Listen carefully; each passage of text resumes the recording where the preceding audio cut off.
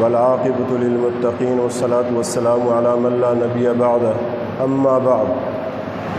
أعوذ بالله من الشيطان الرجيم بسم الله الرحمن الرحيم قال الله تبارك وتعالى ولا تقولوا لمن يقتل في سبيل الله أموات بل أحياء ولكن لا تشعرون وقال النبي صلى الله عليه وسلم الحسن والحسين سيدا شباب أهل الجنة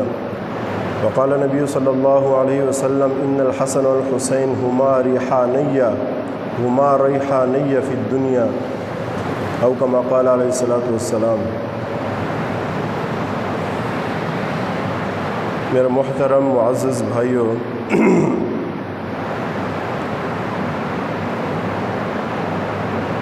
اللہ رب العزت نے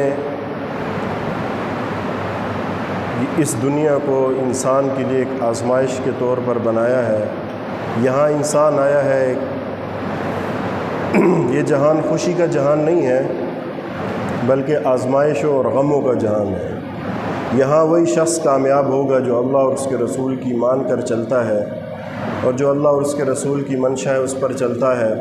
تو جو آخرت کی ہمیشہ اور ہمیشہ والی نعمتیں، ابد الآباد جو نعمتیں ہیں، اس کے یہ بندہ مستحق بنے گا۔ محرم الحرام کے دن چل رہے ہیں، اسی کی مناسبت سے آپ صلی اللہ علیہ وسلم کا پیارا ترین نواسہ حضرت حسین رضی اللہ تعالی عنہ، یہ ایک بڑا دلسوز، دل کو توڑنے والا، انتہائی غمگین واقعہ ہے، کیونکہ حضرت حسن اور حسین رضی اللہ عنہما یہ آپ صلی اللہ علیہ وسلم کے دو پھول ہیں دنیا کے۔ میرے نبی نے کیا فرمایا؟ ان الحسن والحسین ریحانیہ فی الدنیا ہما ریحانیہ فی الدنیا۔ حسن اور حسین یہ دنیا میں میرے دو پھول ہیں، بڑی محبت تھی حضور کو۔ ایک مرتبہ آپ صلی اللہ علیہ وسلم جمعہ کا خطبہ دے رہے تھے اور حسن اور حسین سامنے سے آ رہے تھے، اور سرخ جوڑے انہوں نے پہنے ہوئے تھے، تو دامن میں وہ پاؤں کے ساتھ جو ہے نا، دامن کے ساتھ پاؤں اٹک رہے تھے، تو دونوں لڑکھڑا رہے تھے۔ تو آپ صلی اللہ علیہ وسلم جلدی سے اٹھے، تو قریب آئے، ان کو بٹھایا اپنے ممبر کے قریب، ممبر کے پاس بٹھایا، ممبر کے اوپر بٹھا دیا، اور فرمایا کہ اللہ رب العزت نے صحیح فرمایا انما اموالکم واولادکم فتنہ، کہ مال اور اولاد یہ آزمائشیں ہیں۔ یہ اس حالت میں دیکھ کر مجھ سے صبر نہ ہو سکا اور میں نے ان کو اپنے پاس بٹھا لیا۔ فرماتے ہیں کہ یہ جو بچوں کی اس قسم کی جو کیفیت ہوتی ہے کہ الجھنا اور کپڑوں کا پاؤں کے ساتھ لگنا، اس سے انسان کو اور زیادہ محبت آتی ہے۔ ایک مرتبہ ابوبکر صدیق رضی اللہ تعالیٰ عنہ جا رہے ہیں، حضرت علی رضی اللہ تعالیٰ عنہ بھی ساتھ ہیں، اور امام حسن کو دیکھا، وہ چھوٹے ہیں ابھی، تو ان کو اٹھایا اور کاندھے پہ بٹھایا اور فرمایا کہ اے حسن، آپ کی شکل، آپ کی جو مشابہت ہے آپ صلی اللہ علیہ وسلم سے نہ کہ علی سے ہے۔ تو حضرت علی رضی اللہ عنہ نے مسکرانے لگے۔ اور دوسرا آپ صلی اللہ علیہ وسلم نے کیا فرمایا کہ یہ دونوں الحسن والحسین سیدا شباب اہل الجنہ، جنت کے نوجوانوں کے سردار ہیں۔ میرے نبی کو انتہا کی محبت تھی اور فرمایا اللہم انی احبہما فاحبہما، اے اللہ میں ان دونوں سے محبت کرتا ہوں، لہٰذا تو بھی دونوں سے محبت فرما۔ اور فرمایا کہ من احبہما فقد احبنی ومن ابغضہما فقد ابغضنی،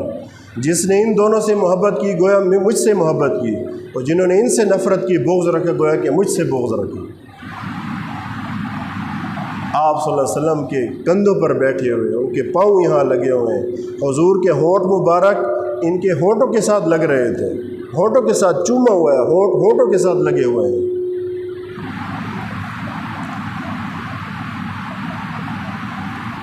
لیکن کہتے ہیں نا دنیا آزمائش ہے، لیکن ہوا کیا؟ ان کے ساتھ اسی امت نے کیا کر دیا کہ حسن رضی اللہ تعالیٰ عنہ کو زہر دے کر شہید کیا گیا، اور حسین رضی اللہ تعالیٰ عنہ کی انتہائی انتہائی ظلم کے ساتھ شہید کیا گیا۔ آپ کی شہادت سے پہلے حضرت ابن عباس خواب دیکھتے ہیں رضی اللہ تعالیٰ عنہ کہ میں نے دیکھا آپ صلی اللہ علیہ وسلم پراگندہ بال ہیں، غبار آلود چہرہ ہے، اور ہاتھوں میں ایک شیشی لی ہوئی ہے جو خون کی بھری ہوئی ہے۔ تو میں نے پوچھا یا رسول اللہ یہ کیا ہے؟ فرمایا یہ حسین اور ان کے ساتھیوں کا خون ہے، اور میں صبح سے یہاں یہ تلاش کر رہا تھا۔ تو فرمایا ہم نے جس دن میں نے خواب دیکھا تھا اس دن کو یاد رکھا،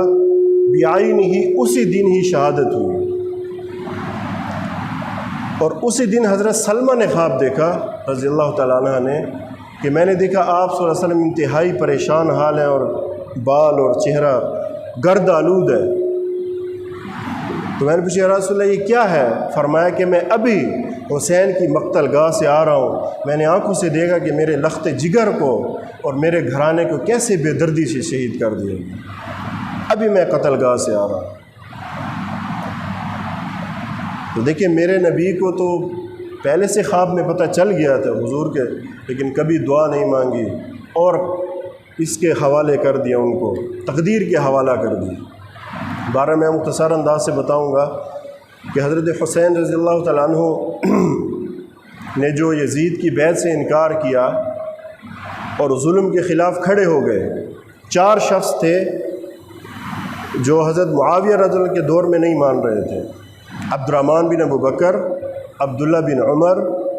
اور حسین بن علی، اور عبداللہ بن زبیر، اور عبداللہ بن عباس۔ یہ 4 شخص ایسے جنہوں نے تھوڑا اختلاف کیا۔ تو بہرحال میں مختصر اس میں بتاؤں گا کہ حضرت حسین رضی اللہ تعالیٰ عنہ جب یہ باتیں ہوئیں تو کوفہ سے خطوط آنے لگے، بڑے خطوط آئے، تھیلے کے تھیلے بھر گئے کہ آپ یہاں تشریف لائیں، ہم آپ کی مدد بھی کریں گے اور جو ہے آپ کے ساتھ ہوں گے، آپ کے ہاتھ پر بیعت کریں گے، آپ بالکل بے فکر ہو جائیں۔ جب یہ اپنے قافلوں کے لے کر چلتے ہیں تو حضرت ابن عباس جو ان کے چچا زاد ہیں فرمایا اے حسین آپ جا رہے ہو لیکن بیوی بچوں کو ساتھ نہ لے جاؤ، مجھے پتہ ہے کہ آگے میرا دل مطمئن نہیں ہو رہا کہ آپ کے ساتھ پتہ نہیں کیا ہوگا۔ کوفیوں کے بارے میں معلوم ہے کہ یہ بے وفا قسم کے لوگ ہیں، انہوں نے کسی سے وفا نہیں کی اور پتہ نہیں آپ کے ساتھ کیا ہوگا، لہٰذا بیوی بچوں کو یہاں چھوڑ کے جائیں، ان کو نہ لے کے جائیں۔ یہ لے کے چل پڑے۔ جب یہ وہاں پہنچے ہیں تو وہاں پتہ چلا کہ حالات کا رخ بدلا ہوا ہے۔ جن لوگوں نے خطوط لکھ کر بھیجے تھے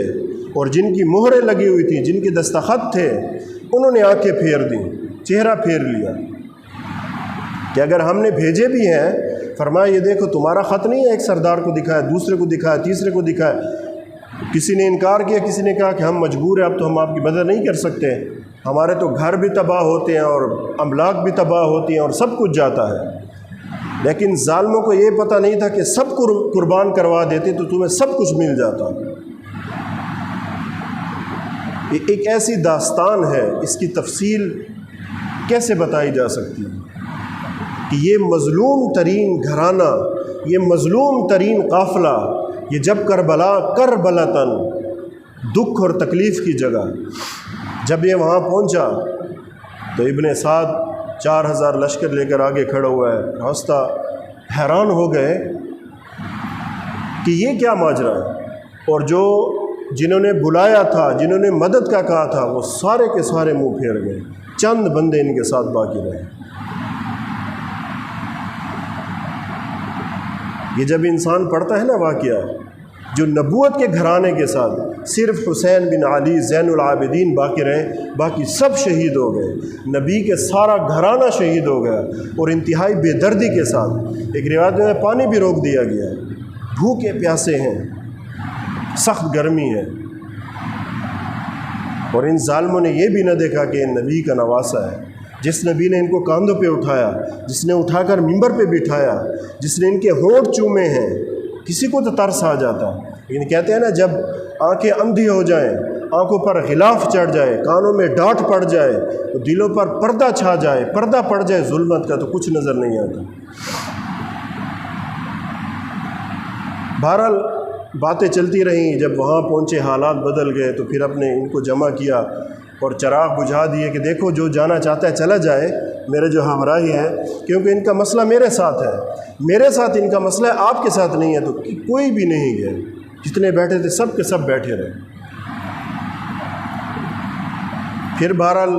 بیچ میں باتیں چلتی رہیں، ابن سعد جو ہے وہ کرتا رہا کہ کہیں موافقت ہو جائے، کوئی لڑائی نہ ہو، لیکن کہتے ہیں نا جب بدبختی غالب آتی ہے تو آخر وہ ہوا،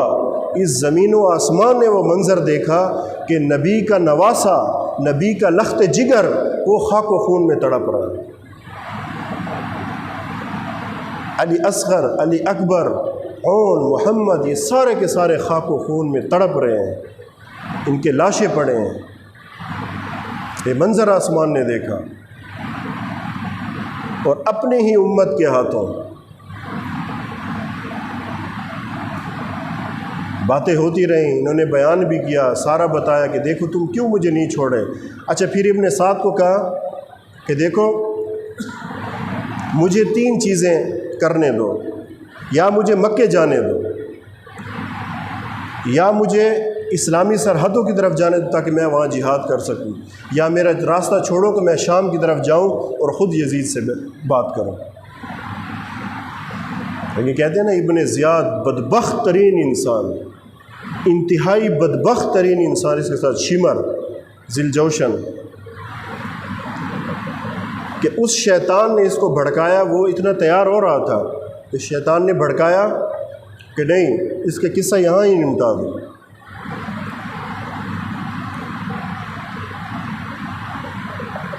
تو پھر زمین و آسمان نے یہ منظر دیکھا، شہزادہ، نبوت کے گھرانے کا شہزادہ، تمام صحابہ کی محبوب نظر شخصیت، وہ آج ایسے ہیں جیسے کافروں کے خلاف لڑ رہے ہیں، جیسے کوئی کیسر و کسرا کے لشکر ہوں، ایسے سامنے ہوئے۔ فرمایا کہ حضرت حسین کا جسم زخموں سے چور تھا، تیر اور تلوار اور نیزوں کے زخموں سے چور تھے، پھر بھی لڑ رہے تھے حق کے لیے، جس بات کو حق سمجھا اور حق بات تھی اس کے لیے ڈٹ گئے۔ اور یہ کلنگ کا ٹیکا یہ یزید کے ماتھے پر قیامت تک رہے گا۔ یہ ایسا لعین انسان تھا کہ جب یہ لشکر، جب یہ لٹا پٹا قافلہ وہاں پہنچا تو صرف سوائے اس نے تھوڑے سے غصے کے کچھ بھی نہیں کیا۔ ہونا تو یہ چاہیے تھا نا کہ سب کی گردن مروا دیتا، ابن زیاد کو، شمر کو، جو قتل حسین میں شہید تھے ان سب کی گردنیں مروا دیتا، سولی پہ چڑھا دیتا، ان کی لاشیں لٹوا دیتا، سوائے تھوڑے سے مذمت کے خدا برا کرے ابن مرجانہ کے، ابن سمیہ کا، کہ اس نے جو ہے نا اس کو مار دیا اور بغیر انعام کے واپس کر دیا۔ تو یہ بھی شریک ہے نا، یہ بھی جرم میں شریک ہے نا۔ ہونا تو یہ چاہیے تھا کہ اتنا بڑا جرم تو نے کیا لہٰذا سب کو قتل کروا دیتا، کچھ بھی نہیں کیا۔ حکومت کا چسکا اور نشہ، ایک طرف ان کا مقام دیکھیں کہ نبی اپنے ہونٹوں کو ان کو ہونٹوں کے ساتھ لگا رہے ہیں، لڑکھڑا رہے ہیں، تو انہیں اٹھا کر یہاں جمعے کا خطبہ شروع ہے یہاں بٹھا دیا۔ لیکن آزمائش دیکھیں، امتحان دیکھیں، امتحان اتنا بڑا کہ نبوت کا سارا گھرانہ، حضرت علی رضی اللہ تعالیٰ عنہ بھی شہید ہوئے بڑے عجیب طریقے سے، عبد الرحمن ابن ملجم نے شہید کیا خارجی نے، حضرت حسن کو زہر دیا گیا، حضرت حسین کو ایسے بے دردی سے شہید کر دیا، گھرانے کے سارے مرد شہید کر دیے گئے، عورتیں باقی ہیں، اور صرف حسین بن علی یعنی امام زین العابدین باقی ہیں جس سے سادات کی نسل چلی ہے، باقی سب کو شہید کر دیا گیا، کسی پر ترس نہیں کھایا گیا۔ لیکن میں یہ بتا دوں جو بعد میں ابن زیاد اور جو شہید کرنے والے تھے ان کا حال بھی بڑا عجیب ہوا، بدبختی اور بد نصیبی کی موت مرے ہیں۔ یہ بات نہیں ہوتی کہ حسین شہید ہو گئے تو وہ کیا ہو گیا، بظاہر تو ایسے نظر آیا کہ اس کی حکومت محفوظ ہو گئی، لیکن ابدی بدبختی میں چلا گیا یزید، اور حسین ہمیشہ ہمیشہ کے لیے کامیاب ہو کر سرخرو ہو کر اللہ کے پاس پہنچ گئے۔ باقی تھوڑا سا روزے کے بارے میں بتا دوں کہ یہ جو عاشورہ کا روزہ ہے یہ سنت ہے، تو پہلے یہ تھا نا کہ 9 10 کا یا 10 11 کا رکھو، تو اس میں یہ بات ہے کہ یہود چونکہ اب اپنے مذہب سے بالکل بیزار ہیں، اس پر عمل ان کا نہیں ہوتا، تو اب صرف 10ویں کا بھی رکھ لیں تو انشاءاللہ وہ اجر ملے گا۔ ایک حدیث میں پڑھ رہا تھا کہ 3 روزے جو اس عاشورہ کے دن کے رکھ لے تو 60 سال کے روزوں برابر ثواب ملے گا، لیکن پھر بھی کہہ رہا ہوں یہ مستحب عمل ہے، کیونکہ حضور نے اس پر عمل اس کے، اور یہ حدیث میں ابھی پڑھ رہا تھا کہ میرا دل چاہتا ہے کہ میں جو ہے نا عاشورہ کے آگے پیچھے ایک دن بڑھاؤں۔ وہ علماء فرماتے ہیں وہ وجہ تھی، وہ علت یہ تھی کہ یہود 2 رکھتے تھے، یہود 1 روزہ رکھتے تھے، تو آپ نے فرمایا کہ ان کے ساتھ مشابہت نہ ہو، لیکن اب علماء فرماتے ہیں کہ یہود تو مذہب سے بیزار ہیں، ان کو دین کا پتہ ہی نہیں ہے سرے سے، بہت سے تو اللہ کو ہی اب نہیں مانتے، لہٰذا اب وہ معمول نہیں رہا، اب مشابہت نہیں ہوگی، اب 1 روزہ بھی کافی ہے۔ اور یہ بھی ساتھ آیا ہے کہ عاشورہ کے دن اپنے گھر کے دسترخوان کو تھوڑا وسیع کیا کرو، اس سے برکت ہوتی ہے، اللہ برکت دیتے ہیں۔ تو بہرحال میرے بزرگوں اور دوستوں، حضرت حسین رضی اللہ عنہ کا قصہ تو بہت تفصیل طلب ہے، کیا ہوا کربلا میں پہنچے، میں نے تو انتہائی اختصار کے ساتھ بتایا ہے کہ اتنا ظلم ڈھایا گیا کہ شاید اتنا ظلم کسی پر کیا گیا، اپنی ہی امت کے ہاتھوں، اپنی ہی امت کے ہاتھوں شہید ہوئے، لیکن جو حق بات جس کو سمجھا اس سے پیچھے ایک قدم بھی نہیں ہے، حق کے لیے کھڑے ہو گئے کہ حق کے لیے جان چلی جائے تو سودا سستا ہے، کیونکہ اللہ سے لینا ہے، اور یزید تخت پر بیٹھ کر بھی ناکام و نامراد چلا ہے۔ آج جتنا بھی ذکر ہوگا تو حضرت حسین رضی اللہ عنہ کی تعریفیں ہوں گی، فضائل ہوں گے، مناقب بیان کیے جائیں گے، لیکن یزید پر لعن طعن ہوگا کہ اس نے کام ہی ایسا کیا۔ تاریخ گواہ ہے کہ جب یہ گئے تو ہونا تو یہ چاہیے تھا کہ جب آپ سے اتنی بڑی غلطی ہو گئی تو اس کی سزا کیا ہے؟ موت ہے، گردنیں اڑا دیتا ان کو اور عبرت کا نشان بناتا، کچھ بھی نہیں کہا سوائے تھوڑی سی ناراضگی کے۔ معاملہ کوئی چھوٹا تھا، میرے نبی کے لخت جگر تھے، میرے نبی کے منظور نظر تھے،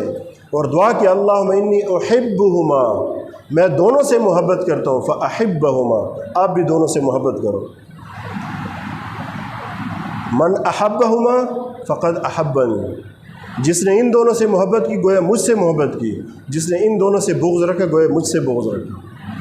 تو اہل بیت کے ساتھ محبت رکھنا ہمارے ایمان کا خاصہ ہے، لیکن اس کے ساتھ ساتھ یہ بھی بتاتا چلوں کہ باقی جو ان دنوں میں جو خرافات چلتی ہیں اس سے میں منع کرتا ہوں۔